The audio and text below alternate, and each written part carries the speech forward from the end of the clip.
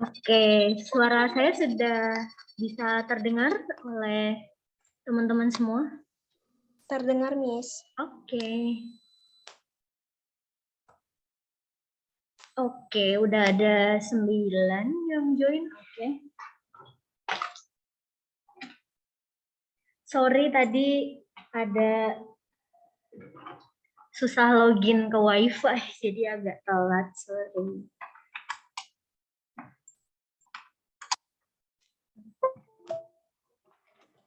Oke, kita mulai ya. Assalamualaikum warahmatullahi wabarakatuh. Waalaikumsalam warahmatullahi wabarakatuh. Oke, good afternoon semuanya. Good afternoon, Miss. Oke, how are you today? Gimana kabarnya hari ini? Alhamdulillah, Miss. Luar biasa. Miss, gimana kabarnya? Baik juga, alhamdulillah. Kalian sudah makan siang belum? Sudah. Miss juga jangan lupa makan ya.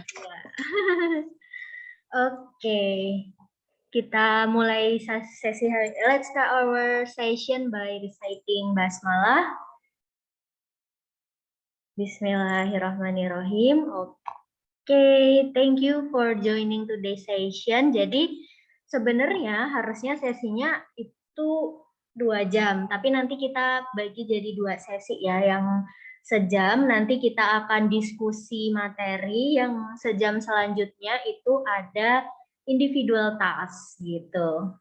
Nanti di sampai jam 13 WITA, 14 WIB, nanti kita akan diskusi sharing materi, terus nanti di akhir nanti supaya output kalian lebih terstruktur, mungkin nanti kita ada satu link Google Drive, isinya kumpulan-kumpulan output kalian selama online training dan selama sesi nanti kalau udah offline. Gitu ya. Oke, gimana persiapan flight ke Banjarnya? Udah ada yang dipersiapkan belum? Seminggu, lebih ya, seminggu, 9 hari lagi. Ada yang udah pernah ke Banjarmasin sebelumnya, kalau yang dari luar Banjar? Belum ya, oke. Miss. Oh ya, nanti mungkin supaya sesinya lebih efektif, Miss minta kalian aktif menjawab dan berdiskusi aja. Kalau misal bisa respon via kolom chat atau open mic juga boleh.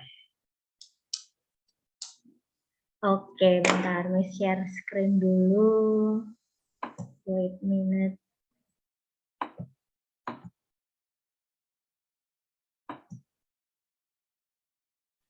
Bentar ya.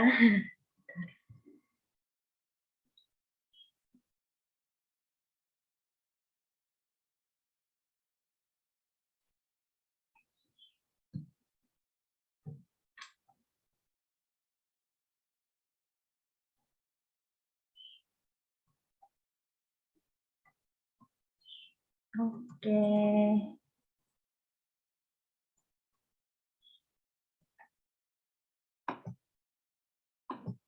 Bentar, wait a minute, Miss cari PPT-nya dulu.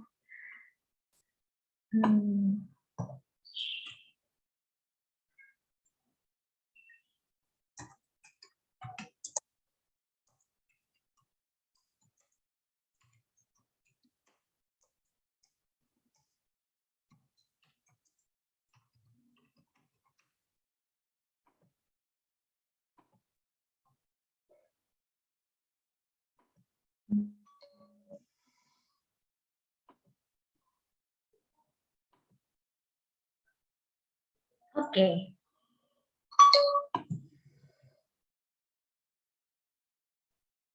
Sudah terlihat ya?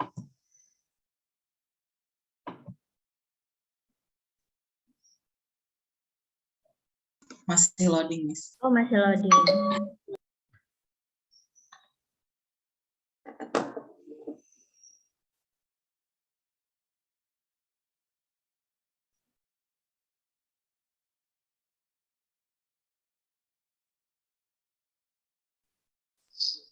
Sudah terlihat, Miss. Oke, sudah ya. Oke.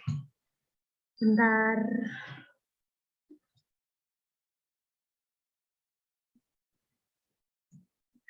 Oke, nah, look at the picture on the slide. Itu ada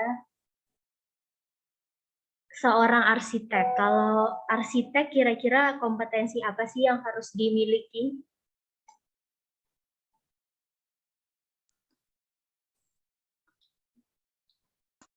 Boleh jawab di kolom chat atau mau speak langsung open mic, boleh. Kira-kira kalau dari seorang arsitek nih, atau kalian punya teman arsitek? Yang oke, desain, jago gambar, teliti, oke, menggambar. Oke. Desain konstruksi, oke. Oke, perhitungan. Oke. Ada lagi? Matematis. Oke. Iya, banyak hal ya. Keterampilan tadi mendesain, numerical, mungkin software arsitektur, visualisasi artistik, dan lain-lain. What about teachers? Karena kalian semuanya dari prodi pendidikan ya. Menurut kalian nih selama 6 semester atau 8 semester belajar, kompetensi apa sih yang harus dimiliki oleh seorang guru?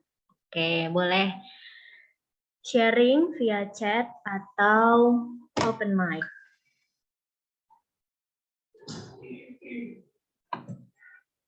Oke, Miss tulis ya, dari Diva mengajar Regen pedagogi.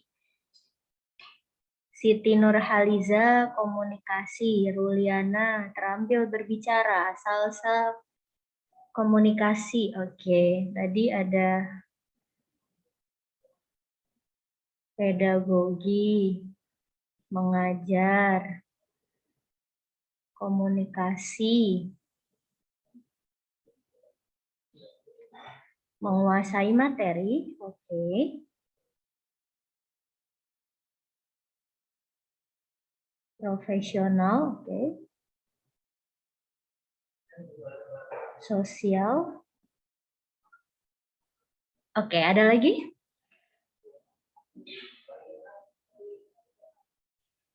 Oke, banyak ya ternyata ya. Kepribadian, oke. Nah, hari ini salah satu kompetensi yang akan kita bahas itu adalah dua ini, content knowledge. Bisa dibilang content knowledge itu what to teach, apa yang ingin kita ajarkan. Terus tadi ada yang sebut juga pedagogi. Kalau menurut kalian pedagogi itu apa? Anyone wanna share? Jadi kalau content knowledge, bentar kok pennya.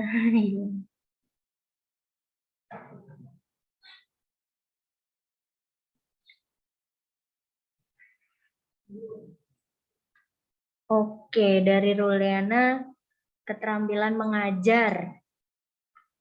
Oke. Ya, kalau konten itu what to teach. Kalau pedagogi how, ya tadi sepakat dengan kalian. Kalau konten what to teach, kalau pedagogi how to teach. And then kalau kita gabung, kita dapat irisannya antara keterampilan how to teach sama what to teach, pedagogical sama content knowledge. Nah, topik pembahasan kita hari ini adalah tentang pedagogical content knowledge. Biasanya lebih akrab kalau nanti kalian ke sini akan sering dengar istilah PCK atau mungkin pernah dapat mata kuliah ini di kampus gitu. Nah, kita review. Pedagogical Content Knowledge, PCK. Oke, mungkin ada yang pernah dengar waktu di kuliah? Baru sekarang, Miss. Mungkin Oh, beda istilah kali ya, tapi kurang tahu. oke. Oke, tadi dari Dipa Alia Siti. Oke, belum. Iya, nanti kita gali lebih dalam. Mungkin kalian pernah mengenal atau mungkin kenal pernah mengenal tapi beda istilah, let's see ya, let's see. So, kita bahas historicalnya dulu ya. Jadi, orang pertama yang mencetuskan mencetuskan kayak ilmuwan ya, sama juga sih, ini orang pertama yang menggagas tentang psike, bisa dibilang sih bapak psike, itu namanya Lee Shulman. Nah, dia itu seorang educators, lupa di mana kampusnya ya, dan beberapa lagi. Mungkin nih nanti kalian bisa baca sendiri. Jadi dari banyak pandangan dan model tentang pembelajaran, dari tadi Lee Shulman dan lain-lain yang kita pakai, kalau yang kita pakai di Gibbs, kita pakai modelnya Morin and Deschimers. Jadi pedagogi PCK tadi sebenarnya kan irisan nih dari konten sama pedagogi, tapi bisa kita pecah-pecah lagi. Jadi beberapa aspek yang harus kita kuasai untuk mendesain pembelajaran yang efektif di kelas. Nah, ini beberapa aspeknya dari psike. Nah, ini sih ada 7. Nah, ini yang akan diperdalam selama 2 minggu ke depan ya, sorry. Dari aspek pertama, content knowledge, knowledge of specific context, knowledge of learner and learning, pedagogical knowledge, curriculum knowledge, knowledge of general educational context, sama assessment yang terakhir. Nah, hari ini kita mau bahas 2 aspek. Aspek pertama dan aspek kedua dari psike. Nah, tadi psike itu hanya salah satu dari kompetensi yang harus dikuasai guru menurut framework ini. Kalau di Gibbs kita pakai ini nih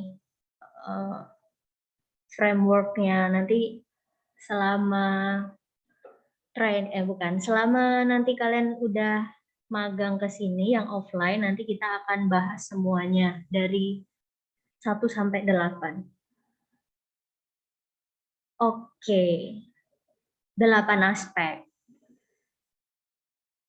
Nah, alat ukurnya gimana kalau di Gibbs untuk mengetahui seberapa sudah efektif belum pengajarannya, atau misal evaluasi apa yang perlu dibenahi, alat ukurnya itu adalah ABEG.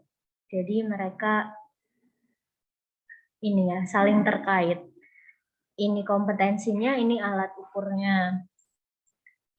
Dilihat dari respon siswa, bagaimana afeksinya, behavior, engagement, sama cognition. Jadi dia singkatan dari huruf-huruf awal ini, A, B, E, dan C, ABEG, gitu.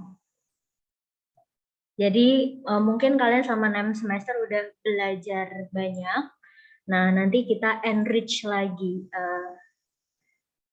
di sesi di magang kali ini ya. Maybe you will have another referensi lain gitu tentang kompetensi pengajaran. Oke, so look at these 2 example. Ada guru A sama guru B. Nah, Oke, boleh dibaca instruksinya yang guru A. Anak-anak lihatlah angka ini 1/2. Bilangan tersebut disebut pecahan. Angka 1 pembilang, angka 2 penyebut. Yang B itu oke, sama-sama mau mengajarkan pecahan ya ceritanya.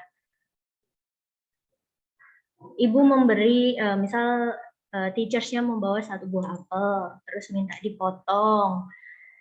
Apakah ditanya apelnya masih utuh? Terus baru deh mengenalkan pecahan dari activity yang tadi.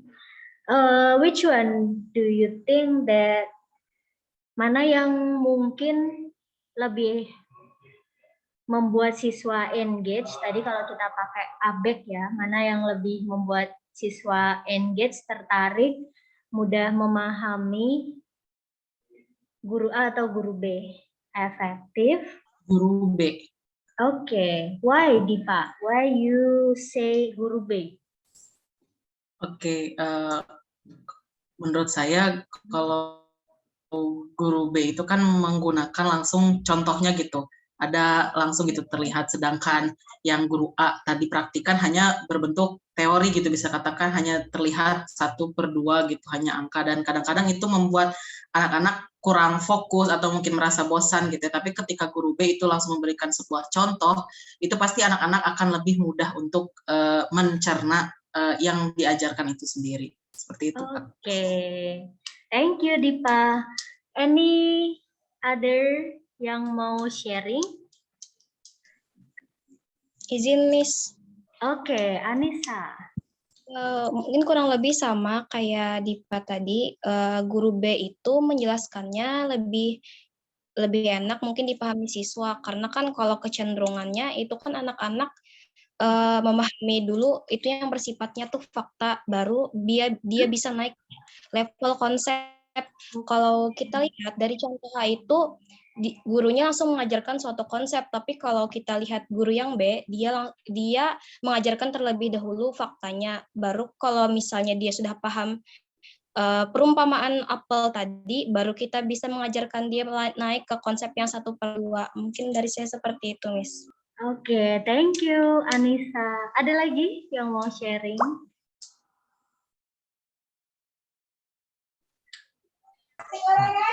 Izin, Miss. Oke, Taufik. Ya, silakan. Baik, Miss. Mohon maaf off cam kamera ya, Miss.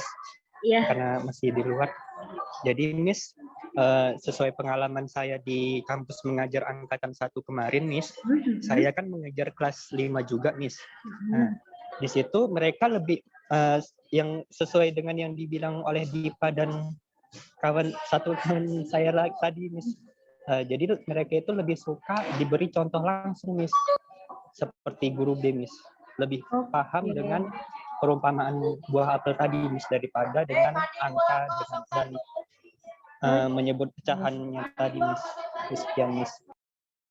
Oke, thank you, Taufik. Oke, so most of you said that guru B itu lebih membuat siswa paham, lebih efektif, dan lain-lain. Dengan alasan yang sudah kalian utarakan tadi. Nah, yes, nanti itu salah satu trik. Nah, di PCK, nanti kita akan belajar lagi, kita akan berdiskusi. Kalau salah satu aspek yang tadi dari contoh buah apel tadi adalah aspek kedua dan aspek ketiga dalam PCK. Nah, kita akan bahas dari awal dulu ya. Dari content knowledge.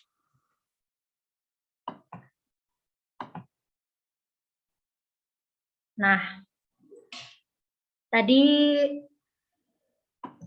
kita udah bahas di awal, konten itu garis besarnya adalah what to teach.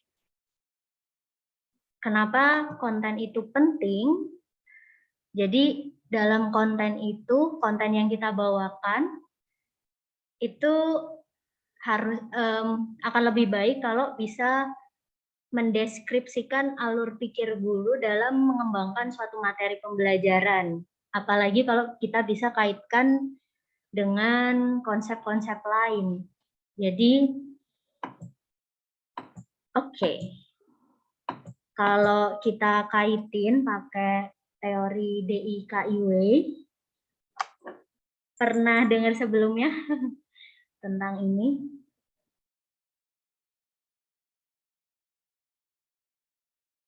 Jadi, harapannya kalau dari tingkatannya, tingkatan knowledge, dimensinya, itu ada yang dari data sampai wisdom. Harapannya apa yang kita sampaikan di kelas itu tidak hanya berhenti sampai data dan informasi, tapi bisa sampai knowledge, insight, atau bahkan wisdom. Gimana cara membedakannya gitu? Kalau data,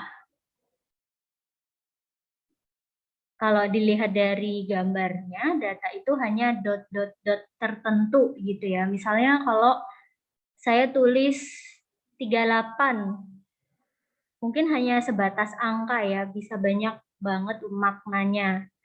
Atau misal 25 atau 1 juta. Nah, itu hanya berupa data. Itu kalau angka, atau mungkin hanya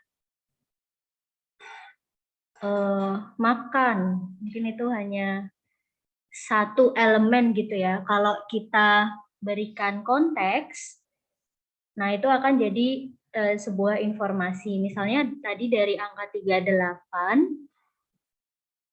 saya kasih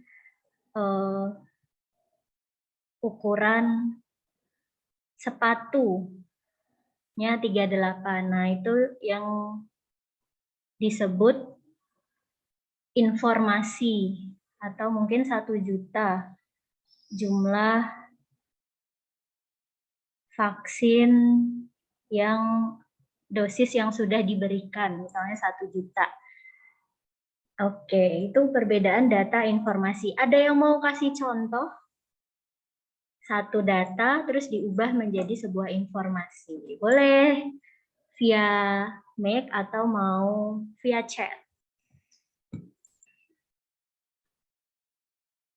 Oke, kalau data kayak tadi ya, Miss kasih contoh, data cuma angka 38. Informasi Miss tambahin konteks, ukuran sepatu saya 38 misalnya. Ada yang mau kasih contoh?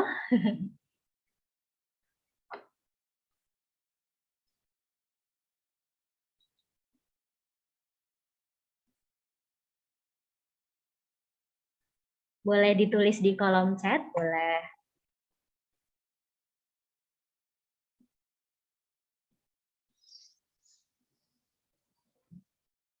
Ayo, nggak apa-apa.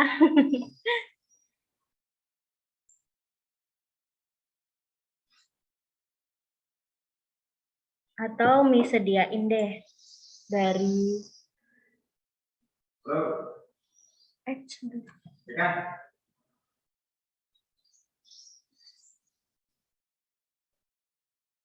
datanya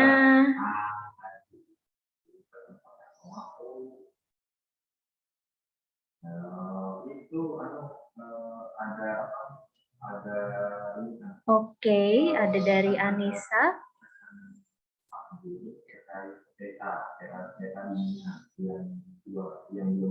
Syahrini, oke.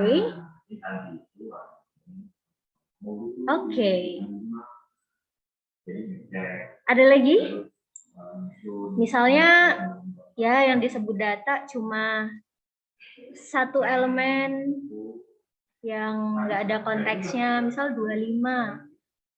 Ya udah jadi angka 25, menjadi informasi, misal kita tambahkan konteks.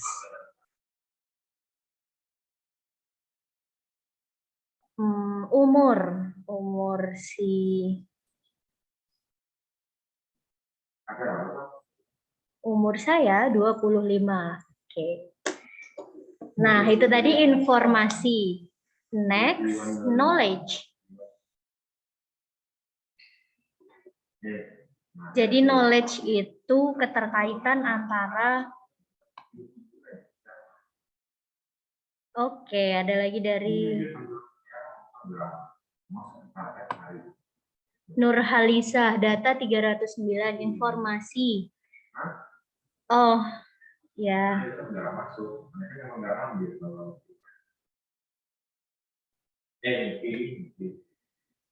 Oke. Nah, kalau pada Islam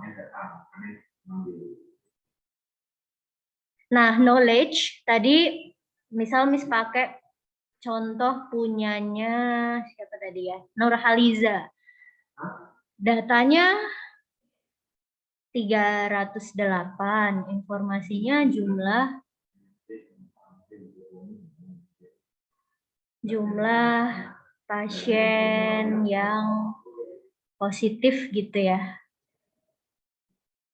Terus knowledge-nya misalnya di suatu wilayah jumlah penduduknya anggap 1000 gitu ya di suatu desa. 1000. Nah, kita bisa hubungkan antara dua informasi itu. Penduduk yang 1000 terus jumlah pasiennya 308.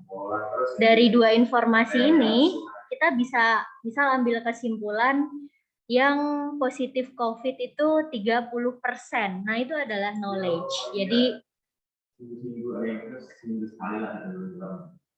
Jadi hubungan antara beberapa informasi itu jadilah knowledge, pengetahuan. Jadi minimal harapannya waktu menyampaikan konten itu kita bisa berada di level knowledge, bukan sepotong-potong kayak data atau cuma data dikasih konteks yang hanya jadi sebuah informasi, tapi bisa berada di level knowledge. Apalagi kalau kita bisa naikin ke level insight dan wisdom. Jadi dari dua informasi, jumlah penduduk dan jumlah pasien COVID ternyata 30%. Nah, terus insight-nya padahal positivity rate itu misalnya ambangnya 10%. Berarti kondisi di wilayah tersebut itu sudah diambang batas normal. Nah, nanti timbullah wisdom, langkah-langkah apa yang harus dilakukan untuk mengatasi situasi itu.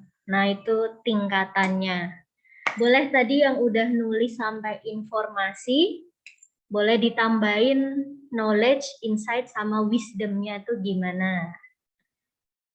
Kalau tadi yang pakai data COVID, dari dua informasi bisa kita kaitkan membentuk knowledge. Terus kita buat simpulan dari keterkaitannya, bisa jadi insight. Insight itu wawasan. Terus wisdom. Oke, itu cuma pengantar. Jadi yang bisa kita simpulkan harapannya waktu memberi konten itu nggak sepotong-sepotong, tapi bisa terlihat keterkaitannya gitu ya.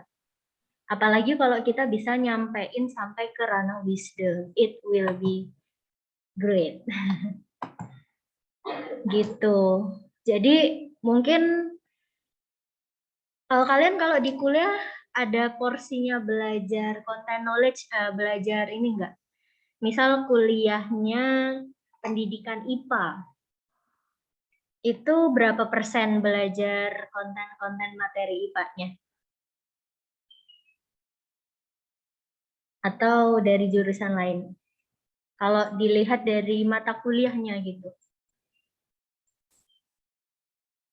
Berapa persen belajar kontennya?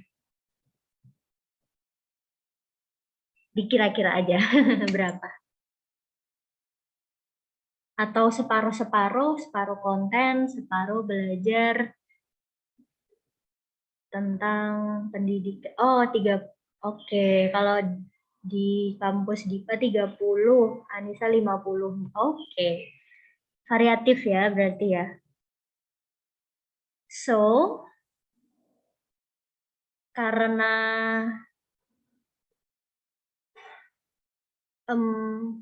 memang kalau mengajar kita delivery content, jadi ini jadi aspek yang penting. Kenapa harus kita perhatikan tadi? Supaya siswa itu, jadi yang dimaksud memperhatikan konten di sini nanti kita akan bahas. Jadi nggak semuanya konten yang ada di buku harus kita sampaikan gitu ya. Harapannya kita bisa menghubungkan relevansi antar tiap materi, jadi membantu siswa melihat relevansinya, terus membantu siswa mencapai fase wisdom tadi yang di awal. Oke. Jadi yang bisa kita lakukan dengan konten-konten itu adalah, ini mungkin pernah juga ya kalian lakukan. Yang pertama, kalian juga udah pernah merasakan jadi siswa kan ya, harus belajar konten sebanyak itu, dikejar-kejar target, tentunya nggak enak ya. Jadi kita harus tentukan yang pertama stepnya topik-topik mana sih yang relevan dan yang penting. Terus karena kita pengen siswa melihat relevansi, berarti kita juga harus bikin sendiri nih mind map atau peta konsep dari materi yang akan kita ajarkan.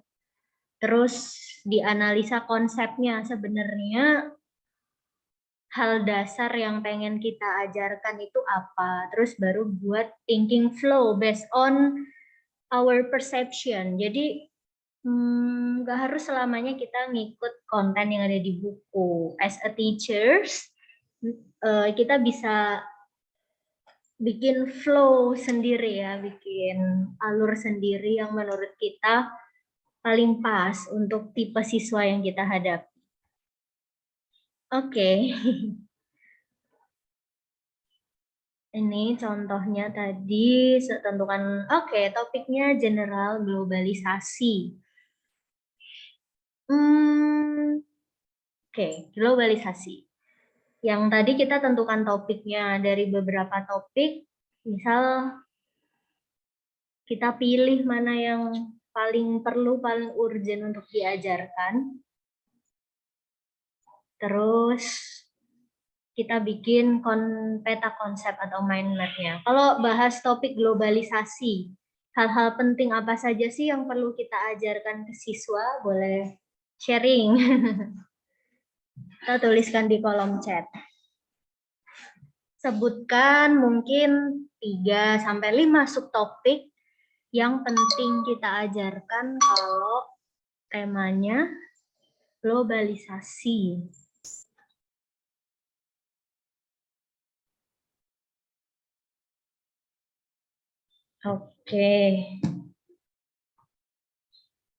Oke, dari Anissa, kemajuan teknologi DIPA, pengertian globalisasi, penyebab dan dampak. Oke. Ada lagi? Boleh chat atau mau open mic? It's okay.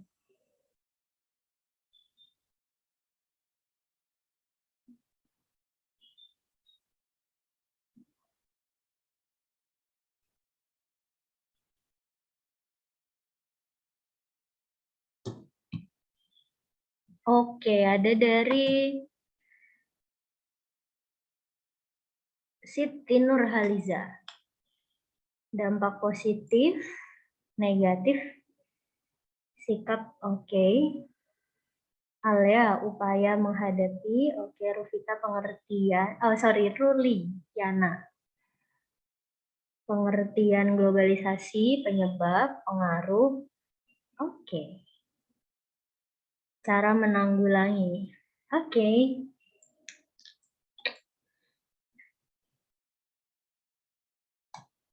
Thank you yang udah respon ya, kita bisa ajarkan pengertian, dampak, prinsip, proses, tadi udah kalian sebutkan, manfaat, dampak negatif, dampak positif, dan lain-lain. Jadi next step-nya kita bisa analisis keyword-nya atau cari konsepnya. Misalnya ini ya, pengertian globalisasinya ini. Kira-kira keyword-nya apa sih kalau dari pengertian ini menurut kalian? Satu kata atau satu konsep? Oke, yang mendasari globalisasi. Misalnya nih, kalau yang disebut konsep itu misalnya kalau beberapa ya.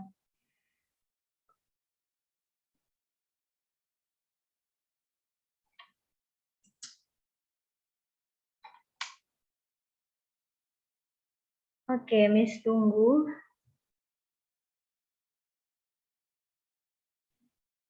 Oh. Jadi konsep itu misalnya kalau kita bicara tentang proses metamorfosis,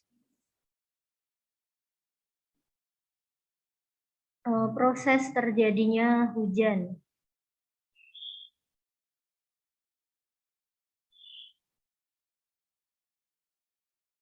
Terus apa lagi ya? Proses metamorfosis, proses terjadinya hujan, misal menstruasi. Itu sebenarnya mereka punya satu konsep yang sama. Apa? Sebenarnya kita mau mengajarkan tentang apa nih, yang kesamaan antara atau konsepnya metamorfosis, proses terjadinya hujan, haid, menstruasi. Iya, siklus, benar. Jadi itu yang disebut konsep tuh kayak gitu. Siklus. Jadi sebenarnya kita mau mengajarkan konsep siklus. Bisa juga nih kalau mau bikin pembelajarannya, misal temanya konsep, yang diajarin IPA belajar metamorfosis, IPS belajar geografi, belajar siklus hujan. Oke, konsep. Nah, itu yang disebut konsep. Jadi kita bisa analisa sebenarnya hal yang mendasar atau basicnya itu apa sih, konsepnya apa. Oke, balik lagi ke globalisasi. Oke, dari Regen sama Anissa tadi, integrasi. Oke, iya bisa.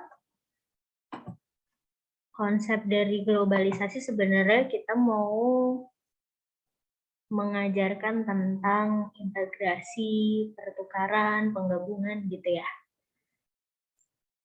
Nah, kita bisa cari tahu tadi konsepnya apa, terus kita bikin thinking flow-nya. Tadi kan kalian sudah ada bilang tuh topik-topiknya apa saja, terus kita susun urutan yang pasnya. Kenapa perlu? Sometimes kalau kita cuma ngikut alur yang di buku kadang kurang pas. Apalagi pernah nggak kalian belajar, apalagi juga yang antar subjek nih, misalnya belajar, ada yang fisika kan ya, belajar vektor padahal belum diajarin sin cos dan lain-lain. Jadi kayak gitu, kita bisa bikin alurnya. Atau mungkin supaya lebih smooth, mana dulu yang harus diajarkan. Misalnya kita bikin, kan tadi integrasi pertukaran gitu. Kita bicara tentang latar belakangnya dulu. Berkembangnya teknologi informasi, berkembangnya alat-alat. Jadi start dari latar belakang. Terus apa saja yang berubah. Misal kayak gini, baru ke, ini contoh ya, misal ada baru simpulkan definisinya, manfaatnya apa, baru ke dampak. Itu ini salah satu contoh thinking flow. Jadi kayak menata ulang gitu. Tadi kan udah nentuin subtopik, penataannya gimana, mana yang perlu diajarkan duluan, mana yang nanti, kayak gitu. No, kita skip. Atau tadi juga bisa, ada yang tadi menyebut tentang fakta, konsep, prosedur. Kita juga bisa bikin alurnya seperti itu. Nanti dibahas di sesi selanjutnya. Bisa kita petakan mana materi yang faktual, mana yang konsep, mana yang prosedur, dan lain-lain. Oke, kita skip ya. Ini contoh lain. So, nanti kan kita harusnya 1 jam ya. Atau lebih sedikit, nanti sisa waktunya kalian pilih satu topik, terus bikin mind map sama thinking flow-nya. Begitu. Nanti kalian coba. Dan kalau bisa disesuaikan aja, nanti bisa konsultasi ke mentornya. Kira-kira nanti kan kalian start Maret nih, di bulan April itu kalau udah sampai apa materinya, nanti sekalian aja kalian susun konsep, susun draft. Oke, tadi itu konten. Any question dulu about content?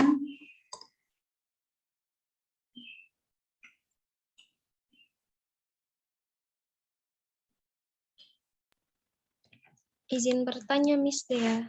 Oke. Bagaimana ya, Miss, cara membedakan mind map sama thinking flow? Oh ya, tadi yang mind map itu kita tentukan, ini masih random. Kalau mind map itu kayak misal yang ada di benak kalian yang terpikirkan kalau tentang topik ini itu apa aja gitu. Biasanya kita tuliskan dan nggak ada urutannya. Kalau thinking flow dari apa yang udah kalian tulisin bisa dikasih urutan, misalnya tadi ini subtopik-subtopiknya apa saja, terus thinking flow-nya ini urutan kontennya, urutan dari subtopiknya tadi. Misal tadi sebenarnya ini ada latar belakang. Jadi kalau mind map itu subtopik-subtopiknya mirip ya, cuman kalau thinking flow ini dia menggambarkan alurnya. Habis ini konten yang mana, habis ini konten yang mana. Begitu mungkin, Anissa? Oh iya, berarti hubungan antar konten ya, Miss, kalaunya thinking flow itu? Iya. Oke, terima kasih, Miss, sangat jelas. Oke. Ada lagi?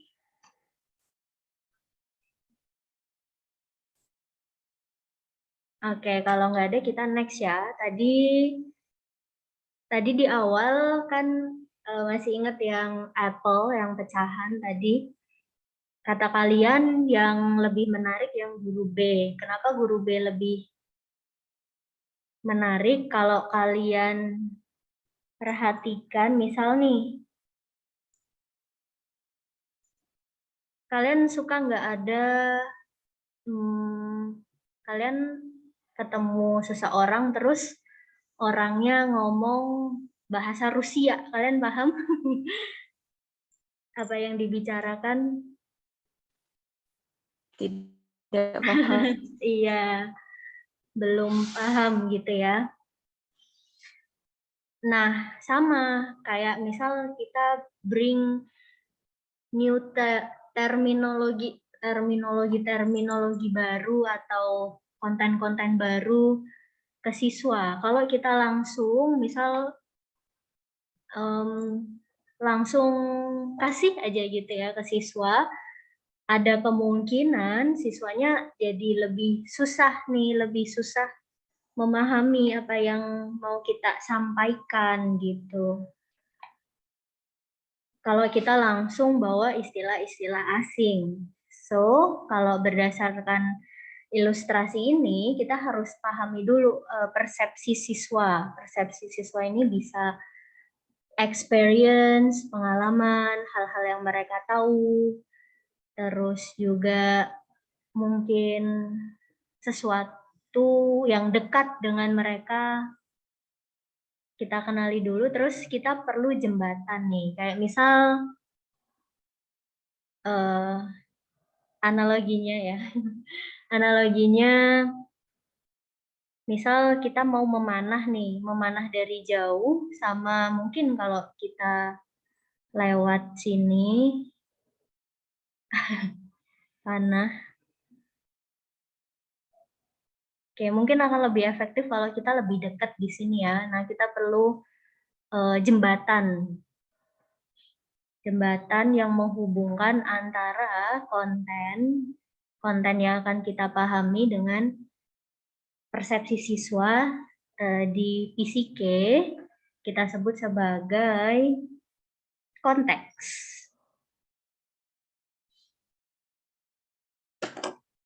Oke. Contohnya, jadi tadi waktu mengajar pecahan kita tidak langsung kasih definisi pecahan itu apa, tapi ada tadi pakai apple, itu contoh. Jadi contoh konteks itu bisa berupa fenomena atau kejadian yang pernah dialami siswa, yang sering dialami, atau sesuatu yang dekat dengan siswa, tapi relate dengan materi yang akan kita ajarkan. Oke. Misalnya, kenapa perlu konteks?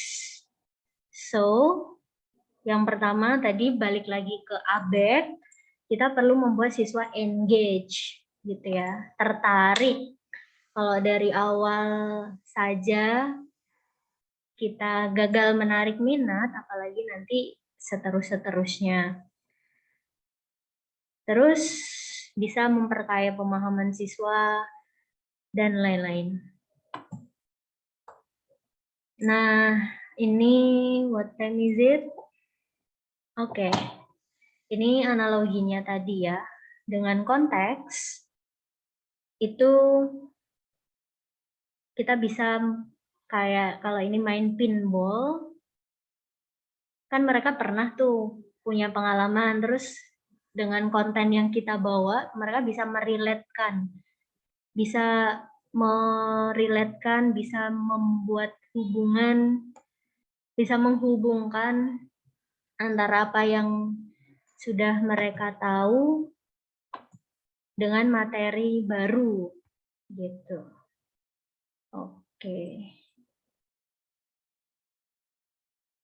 Oke. Contohnya nih, oh ini stepnya. Jadi stepnya yang bisa kita lakukan untuk mencari konteks, kita harus cari tahu dulu fenomena atau kejadian yang erat hubungannya dengan pembelajaran yang akan kita lakukan. Terus setelah kita dapat listnya gitu, kita bisa pilih yang paling dekat dengan siswa yang pernah siswa alami. Terus, jadi setelah itu kita buat dialognya. Lebih efektif sih dialog kalau mau story juga bisa, tapi lebih efektif kita bisa buat dialognya. Contoh nih, kalau tadi globalisasi, boleh deh, globalisasi. Konteks apa yang bisa kita gunakan? Konteks apa dulu sih? Nanti baru kita bikin dialognya. Oke, boleh. Any idea untuk membuka kelas untuk pembelajaran dengan topik globalisasi? Konteks apa yang pengen kalian gunakan? Oke, boleh share di kolom chat. Oke, dari Yudo, teknologi internet, Regen K-pop, Anissa Rahma, smartphone, oke. Kalau yang udah milih, boleh dibikin dialognya. Gimana? Dialog buat opening kelasnya. Sampai kalian bisa ngenalin, atau kalau nulis panjang boleh langsung sharing ya, open mic. Sampai dari dialog pembuka sampai kalian bisa nyentuh istilah globalisasi, mengenalkan istilah globalisasi. Boleh? Oke. Ada yang mau? Boleh pikirkan dulu. 2 menit.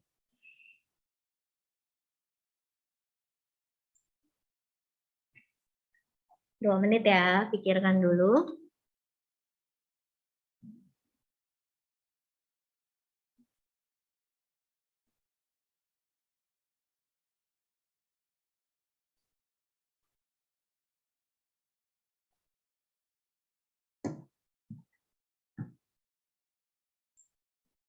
Kalau ada yang siap, boleh open mic.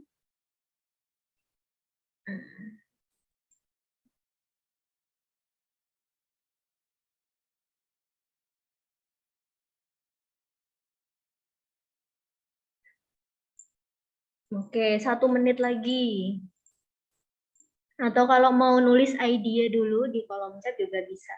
Ide apa yang bisa kalian pakai. Izin Miss Dea. Oke, silakan. Mungkin sedikit mencoba ini kalau di kampus bisa kita bilangnya apersepsi ya. Oke. Jadi biasanya kita masuk nih dulu salam dan lain-lain, lalu kita melakukan apersepsi. Jadi mungkin kita mulai karena kita mencari yang paling dekat dengan keseharian. Mungkin di sini anak-anak di sini siapa yang sering menggunakan smartphone? Angkat tangannya.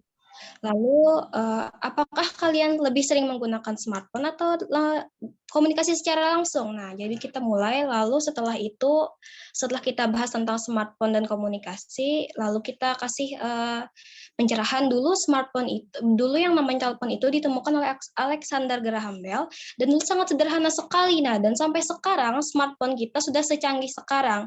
Itu artinya arus globalisasi yang terjadi itu sangat-sangat pesat. Nah, lalu setelah itu kita lanjutkan dengan pengertian globalisasi dan lain-lain. Mungkin seperti itu, Miss. Oke, thank you Anissa. So, bagaimana mengkaitkan perkembangan smartphone dengan istilah globalisasinya? Tadi pakai arus globalisasi. Boleh? Terus gimana? Boleh dijelasin? Mungkin lebih menjelaskan perkembangan teknologinya gitu, Miss. Oke, perkembangan teknologinya. Thank you. Nanti kita bahas. Ada lagi yang mau coba?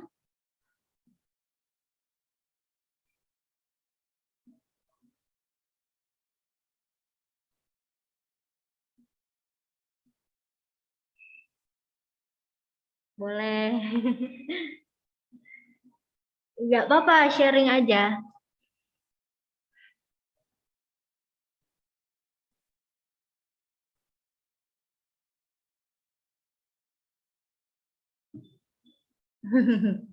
Tadi banyak loh yang nulis, ada kalau pakai K-pop gimana? Tadi Anissa pakai smartphone. Kalau pakai e-commerce, transportasi.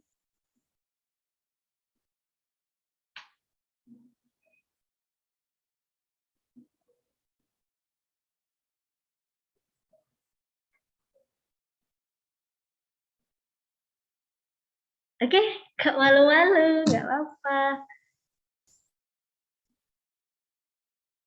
Nah, ini tadi ya. Bisa pakai banyak hal, misalnya pakai produk makanan atau produk teknologi. So, kalau kita balik ke pengertian globalisasi, itu adalah hilangnya, ini tadi ya, kita back bentar.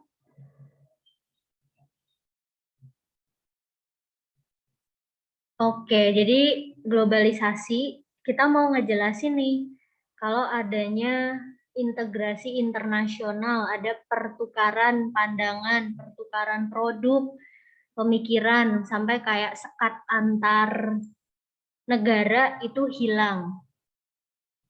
Nah, dari kita bisa bisa ubah pengertian-pengertian itu menjadi dialog.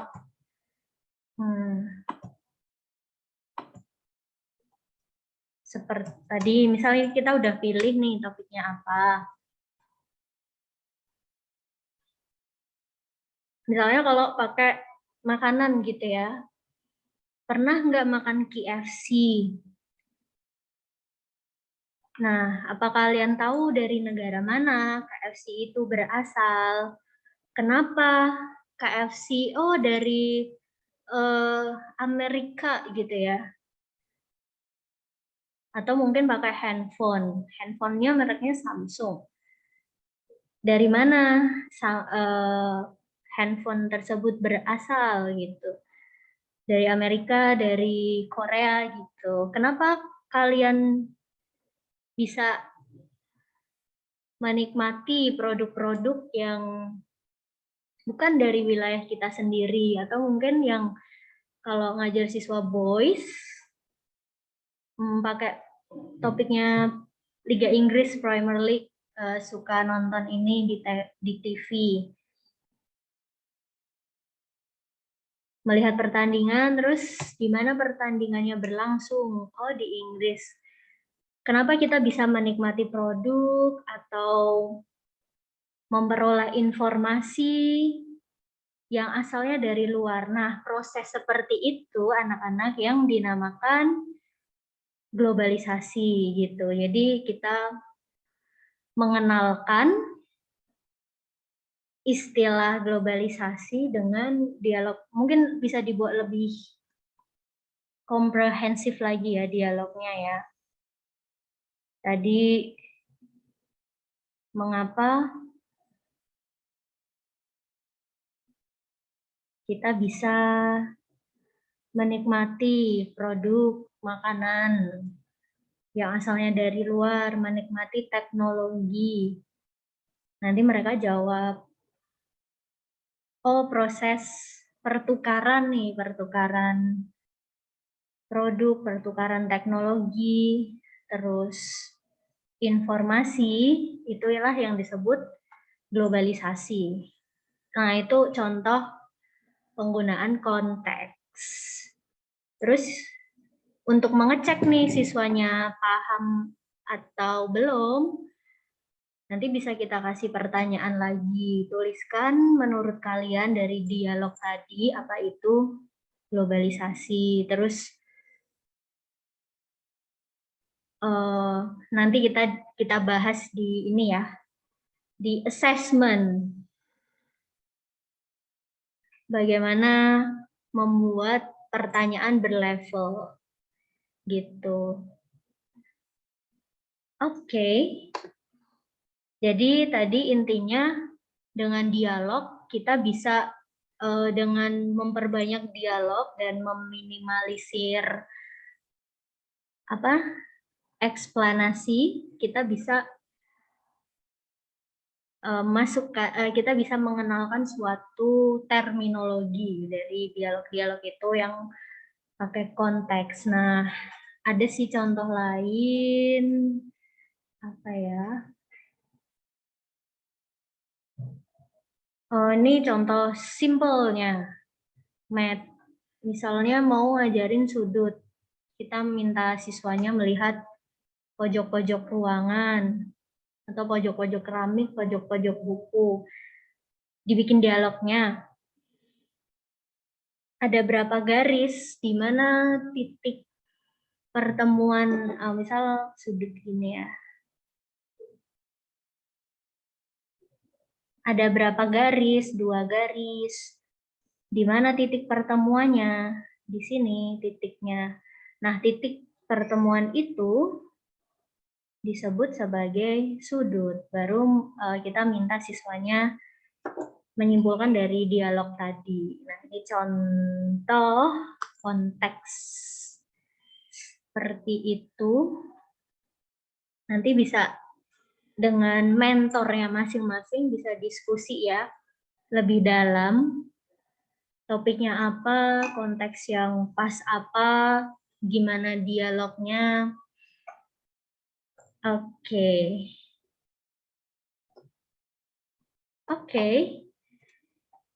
Nah, I think that's all for today. Oh, ada yang raise hand. Regen, do you want to say something?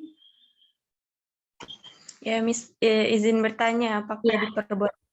Ya, untuk persepsi ya, kalau di kami itu ngomongnya itu persepsi atau membangkitkan motivasi. Halo? Ya, Ya, oke. apakah Ya. terdengar? Ya, apakah? Misalnya ketika kita mengajar di kelas, kemudian kita melontarkan beberapa pertanyaan nih untuk membangkitkan motivasi belajar materi tersebut. Tetapi jawabannya itu tidak sesuai yang kita harapkan. Jadi misalnya perbedaan apa dan apa. Ternyata anaknya itu menjawab beda hurufnya Miss. Kemudian ya sesuatu jawaban yang tidak di luar yang kita harapkan gitu, Miss. Oke. Kan kayaknya kalau udah 3 kali tuh udah kadang ya bikin emosi juga ya, Miss. Iya. Mengaitkan gitu ya. Nah, kalau begitu gimana, Miss, caranya untuk mengatasi hal tersebut gitu? Oke, ya. Thank you pertanyaannya Regen. Oke, tadi Regen ada menyebutkan tentang persepsi. Oke, nanti boleh dibahas. Ada Mr. Wahyu nggak sih di sini? Tadi kayaknya ada. Oke, jadi kalau nanti kalian boleh gali lagi ya, persepsi sama konteks. Kalau menurut saya, kalau persepsi, oke, yang bisa dilakukan di tahap persepsi apa aja? Kan tadi memotivasi ya. Sebelum saya jawab pertanyaan Ringen. Kalau persepsi itu, apakah dia general, apapun yang bertujuan untuk memotivasi siswa atau menarik minat siswa itu disebutnya persepsi? Setahu saya, iya, Miss. Jadi bisa pakai media apa aja gitu. Oke. Nah berarti persepsi itu whole general gitu ya, bisa pakai apa saja. Kalau konteks, kalau yang di sini dia lebih spesifik, sesuatu yang langsung kalau motivasi kan misalnya misal untuk menarik motivasi, misal doing something apa ya, games terlebih dahulu, kalau itu disebut persepsi juga kan ya. Nah, kalau konteks di sini dia spesifik sesuatu yang ada hubungannya dengan materi gitu. Spesifik sesuatu yang bisa menghubungkan si materi dengan fenomena tertentu. Mungkin itu. Terus untuk menjawab pertanyaan Regen tadi, Tadi pertanyaannya kalau 3 kali ditanya siswanya jawabnya ngaco. Oke. Misalnya tadi perbedaan antara apa ya?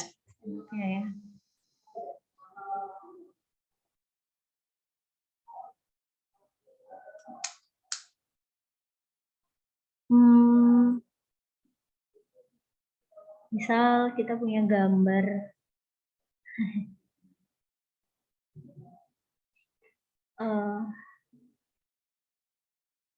Ini kopi.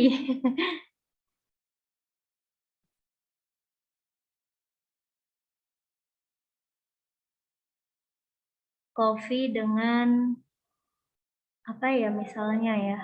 Teh gitu kali ya.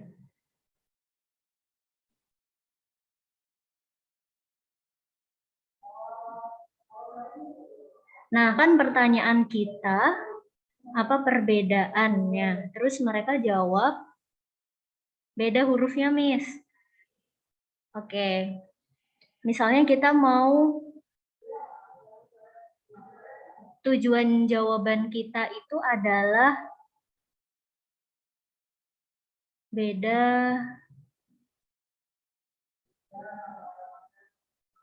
isinya beda gitu ya. Komposisinya beda. Nah, apa yang bisa kita lakukan nih kalau dengan pertanyaan apa perbedaannya ternyata siswanya jawabnya beda huruf. Sedangkan yang kita inginkan misalnya jawabannya beda komposisi. Apa yang harus diubah dari pertanyaan apa perbedaan keduanya ini?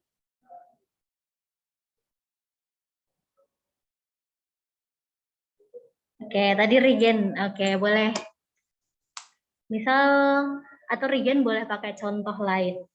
Kalau tujuan Regen nggak kecapai nih, pengen jawab, oh komposisinya beda. Apa yang bisa Regen ubah dari pertanyaan apa perbedaan keduanya supaya tujuan jawabannya Regen harapkan itu bisa dicapai.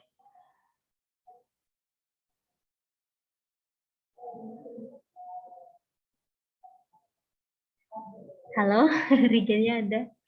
Ada. Oke. Apa yang bisa diubah nih dari pertanyaannya?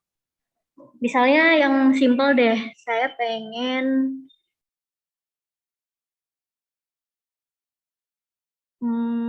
jawabannya itu kan pengennya jawabannya itu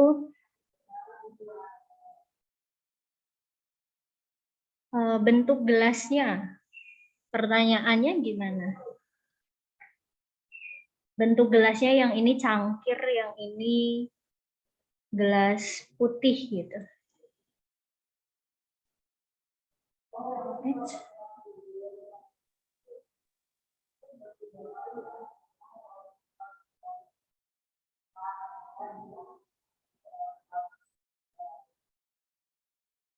Oke, gimana Regen mau coba?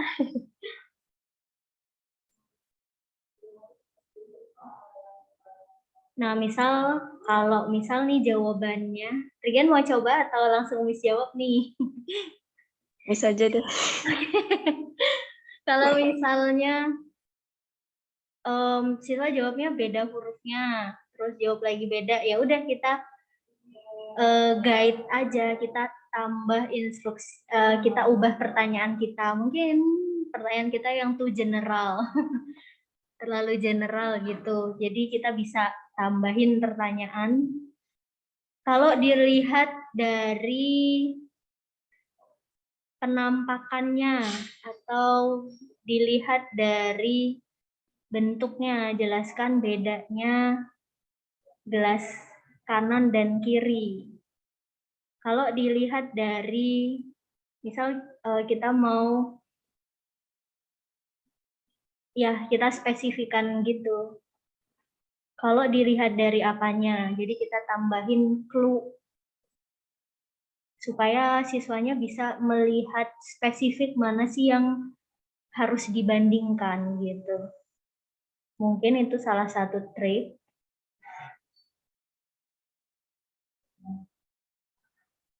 Kita bisa specify pertanyaannya.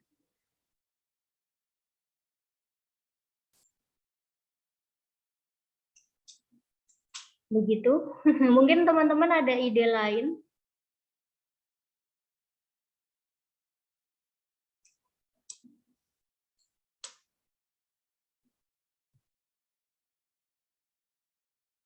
Oke, itu dari Yudo.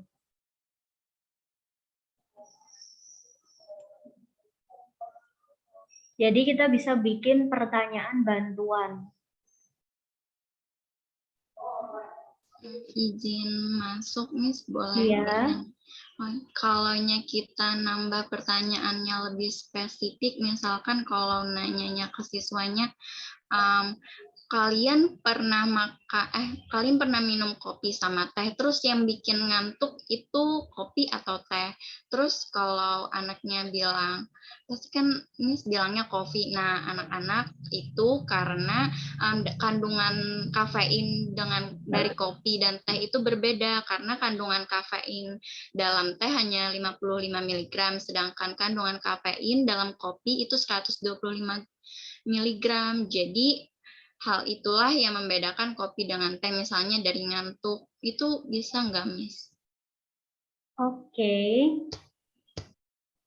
Oke, tadi kalau tujuannya untuk mengenalkan ini ya, kandungan kafein kopi gitu ya. Tadi siapa? Nurhaliza.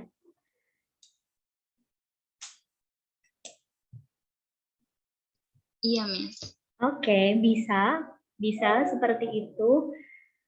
Terus, nah nanti supaya lebih powerful lagi nih, habis misalnya kita mau ngajar tentang kafein tadi ya.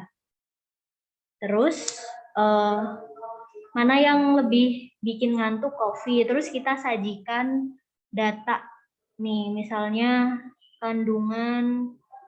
Jadi Nurhaliza bisa ubah, kan tadi Nurhaliza yang bilang ke siswanya kandungan kopi lebih banyak daripada kandungan teh. Misal kita sajikan data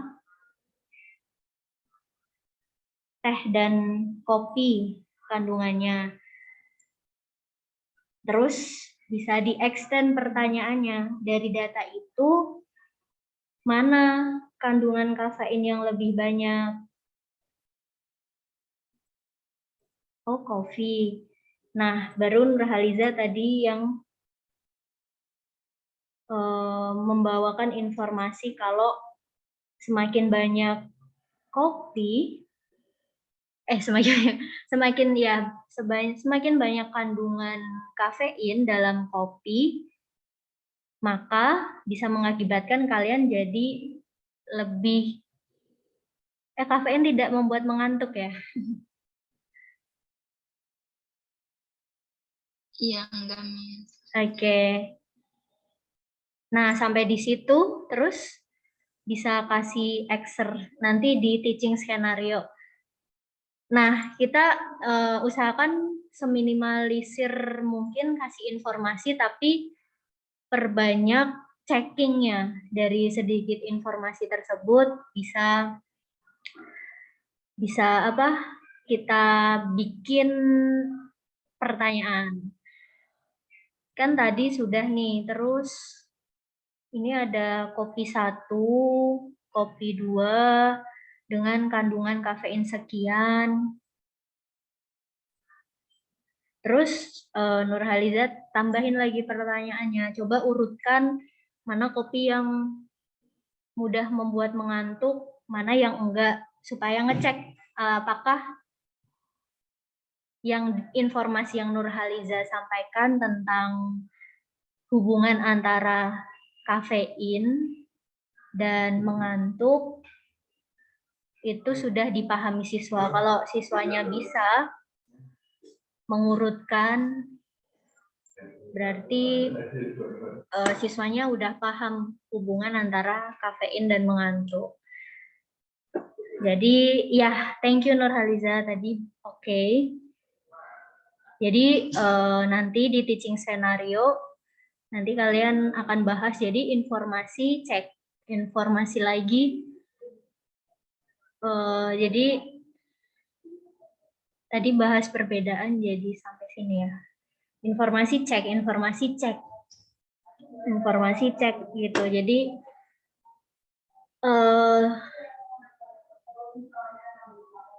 simpelnya dari sedikit informasi yang kita berikan, nanti kita harus benar-benar cek apakah siswanya itu sesimpel tadi hubungan kafein sama mengantuk. Nah, nanti kita harus cek nih, apakah siswanya paham nggak dengan apa yang kita sampaikan. Sama nanti kalau kalian dari sini, kalian akan kenal dengan tipikal siswa GIPS lah, gimana. Jadi lebih banyak yang middle daripada anak yang high achiever sama yang banyak yang siswanya itu di tengah-tengah. Yang di tengah-tengah, menengah, ya di apa tingkat seberapa cepat mereka memahaminya. Lebih banyak anak middle achiever daripada yang high achiever. Jadi usahakan informasi yang kita sampaikan itu bite size sedikit informasi cek gitu nanti di teaching scenario. Oke, tadi udah ya gitu Nurhaliza, tadi Miss extend sedikit. Any other question? Jadi tadi kalau siswa nggak bisa jawab pertanyaan kita, so kita bisa kasih pertanyaan bantuan, kita bisa ubah pertanyaannya supaya siswanya siap lebih kalau kita berikan bantuan dia jadi bisa jawab. Terus juga kalau jawabannya ngelantur bisa lebih fokus. Oke. Any other question?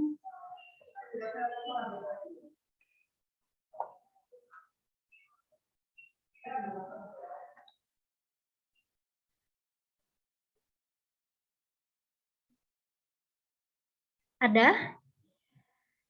Kalau tidak ada, so jangan menganggap ini tugas ya, latihan. Nanti bisa diskusi sebagai bahan diskusi dengan mentor masing-masing. Cari satu topik yang ingin diajarkan, 2, bedah topiknya sampai dibuat thinking flow-nya ya.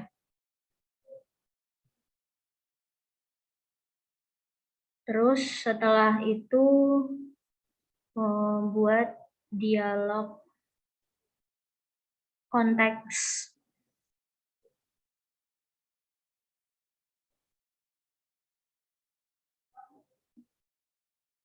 Buat dialog konteksnya. Jadi yang pilih yang paling relate ya, paling dekat dan paling nyambung dengan materinya.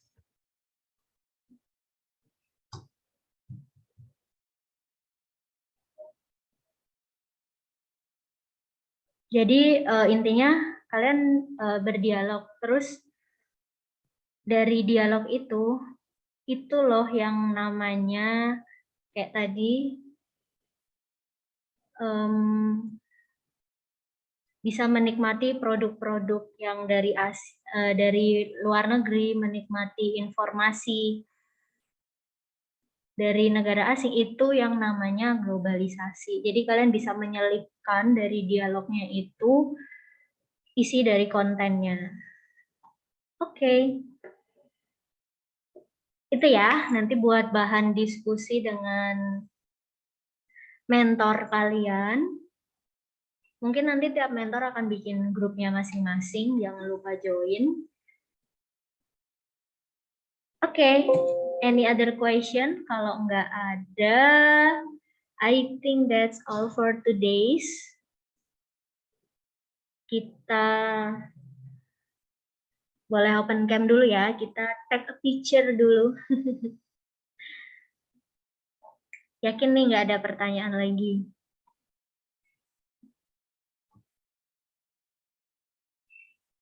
Oh ya, ada Mr. Kurniawan sama Mr. Wahyu ya, yang Azaristi itu. Oke, siap. 1, 2, 3. Ini wait. Kadang nggak kesimpan, jadi harus dipaste dulu. Sabar ya. Dipaste.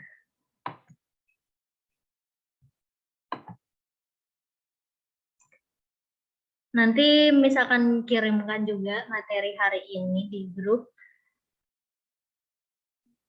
Kok enggak? Itu kan enggak ke paste. Oke, kita ulangi. 1, 2, 3.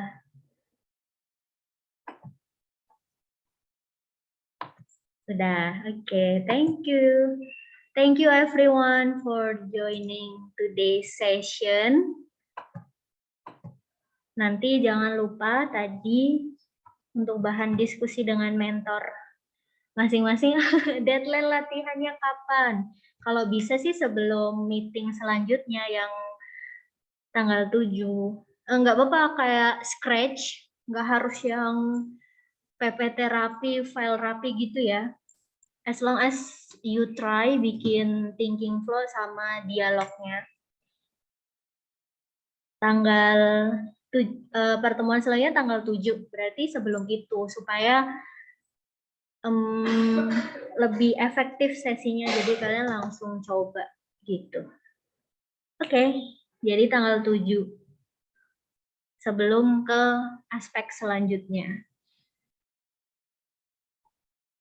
So, sebelum kita tutup, ada yang mau reflection apa yang kita diskusikan selama 1,5 jam ini? 1, kalau enggak Miss tunjuk deh. Siapa ya? Salsabila. Oke. Tadi apa yang Salsa pelajari hari ini? Yang saya pelajari, yang saya tulis itu kita membahas mengenai kompetensi apa yang harus dimiliki seorang guru. Ada content knowledge sama pedagogical knowledge. Lalu kita juga membahas mengenai fisika atau pedagogical content knowledge. Lalu mengapa kita itu perlu CPK itu sendiri, bagaimana menyusun konten, dan udah. Oke, thank you Salsa.